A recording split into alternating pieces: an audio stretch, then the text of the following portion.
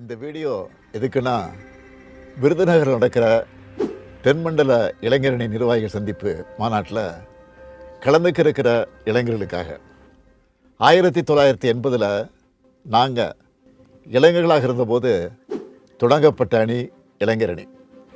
1949 இளைஞர்களால் தொடங்கப்பட்ட திராவிட முன்னேற்றக் கழகம் என்ற இந்த பேரியக்கத்தோட அடுத்த தலைமுறையாக மீண்டும் இளைஞர்கள்கிட்ட நம்ம திராவிட முன்னேற்றக் கழகத்தை கொண்டு சேர்க்க இந்த அணியை தொடங்கணும். அன்றைக்கு என் கூட களத்தில் நின்று கழகத்தை வளர்த்த இளைஞர்கள் தான் இன்றைக்கி உங்கள் முன்னாடி மாண்புமிகு அமைச்சர்களா, எம்எல்ஏக்களா, எம்பிக்களா, மாவட்ட கழக செயலாளர்களா பல்வேறு பொறுப்புகளில் இருக்கிறாங்க. எங்களுக்கு அடுத்தபடியாக இப்போது இந்த இயக்கத்தை இளைஞர்கள்ட்ட கொண்டு சேர்க்கிற பணியை, அந்த கடமையை தம்பி உதயநிதி அவர்கள் சிறப்பாக செஞ்சுக்கிட்டு இருக்காரு. திராவிட முன்னேற்ற கழகத்து மேலே எப்போதும் வன்மத்தோடு இருக்கிற எதிரிகள் என்ன கட்டமைச்சாங்க?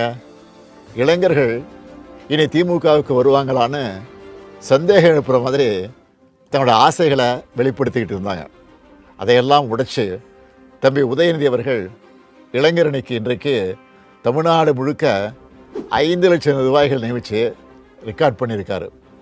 இது போதாதுன்னு மண்டல அளவில் இளைஞரணி நிர்வாகிகள் சந்திப்பு நடத்துகிறோன்னு சொல்லி மாநாடுகளை நடத்துகிறார். ஏற்கனவே திருவண்ணாமலையில் 1.5 லட்சம் நிர்வாகிகளை கூட்டி வடக்கு மண்டல நிர்வாகிகள் சந்திப்பு மாநாட்டை நடத்திட்டார். ரொம்ப பர்ஃபெக்டாக நடந்த அந்த மாநாட்டை பார்த்து எதிர்கட்சியில் இருக்கிற பலருக்கும் தூக்கம் போயிடுச்சு. 5 லட்சம் நிர்வாகிகள் ஒரு கட்சியினுடைய துணை அமைப்பில் நியமித்து வேலை செய்கிறத பார்த்து மற்ற கட்சிகள் எல்லாம் ஃபாலோ பண்ணுற ப்ளூ பிரிண்ட்டை திமுக இளைஞரணி தான் கொடுக்க போகுதுன்னு நினைக்கிறேன். இளைஞரணியின் ஒன்றிய நகர பேரூர் அமைப்பாளர்களாக இருக்கக்கூடிய 12,000க்கு அதிகமான நிர்வாகிகளோட சேர்த்து கிளை, வார்டு, பாகம் அளவிலையும் 5 லட்சம் நிர்வாகிகளை நியமிக்கணும்னு இளைஞரணி செயலாளர் உதயநிதி அவர்கள் மிஷன் மோடில் வேலை செஞ்சுருக்காரு. அதுவும் இதை அவர் செஞ்சு காட்டியிருக்கக்கூடிய ப்ராசஸை மலைப்பை ஏற்படுத்துது. தமிழ்நாடு முழுக்க விருப்ப மனுக்கள் பெற்று அந்த தகவல்களை டிஜிட்டைஸ் பண்ணி அவங்களையெல்லாம் அன்பகத்துக்கே நேரில் அழைச்சி வெரிஃபை பண்ணியிருக்காங்க. 35 வயசுக்கும் குறைவாக இருக்கிறவங்களை போட்டு அந்த பட்டியலை முரசொலியில் முறையாக தொடர்ந்து வெளியிட்டாங்க. 78 கழக மாவட்டங்கள்லையும் சோஷியல் மீடியாவுக்கு என்று தனியாக துணை அமைப்பாளர்களையும் நியமிச்சிருக்கிறாங்க. இதோட தொடர்ச்சியாக தான் மண்டல வாரியாக இந்த நிர்வாகிகள் சந்திப்பு கூட்டம் நடைபெறுது.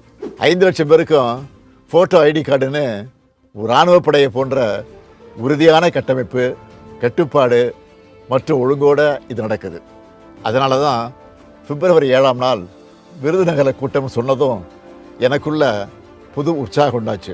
இந்த விருதுநகர் மாநாட்டில் எதுக்காக திராவிட முன்னேற்ற கழகம் தொடர்ந்து இயங்கணும், இளைஞர்களான நீங்கள் எப்படி கொள்கையோடு செயல்படணும், எதுக்காக திராவிட முன்னேற்ற கழக ஆட்சி தான் தமிழ்நாட்டில் தொடரணும் என்பது பற்றியெல்லாம் இளைஞர்களான உங்ககிட்ட ஷேர் பண்ணிக்க போகிறேன்.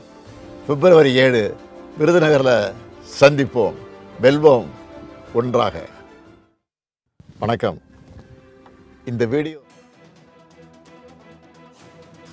நாளை விருதுநகர் மாவட்டத்தில் தென்மண்டல இளைஞரணி நிர்வாகிகள் மாநாடு நடைபெறவுள்ள நிலையில் இது குறித்து முதலமைச்சர் மு.க.ஸ்டாலினும் திமுக தலைவருமான மு.க.ஸ்டாலின் வீடியோ ஒன்றை வெளியிட்டிருக்கிறார். அதில் திமுகவின் இளைஞரணி தொடங்கப்பட்டது நோக்கம் என்ன, ஏன் தொடங்கப்பட்டது என்பது குறித்து விளக்கம் அளித்திருக்கிறார்.